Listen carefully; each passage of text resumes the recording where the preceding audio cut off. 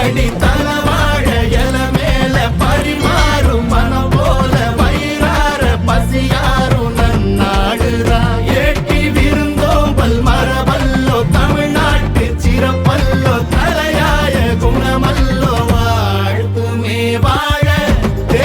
மஞ்சள் நீராட்டு விழா செம சூப்பரா நடந்திருக்கு.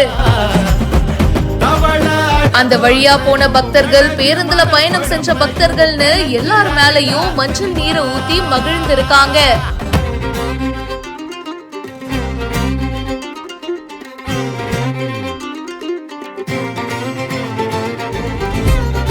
ஈரோடு மாவட்டம் சத்தியமங்கலம் பண்ணாரி அம்மன் கோவில் பண்டிகை முடிவுல நடந்த மஞ்சள் நீராட்டு விழா ரொம்ப விமர்சையா நடந்திருக்கு.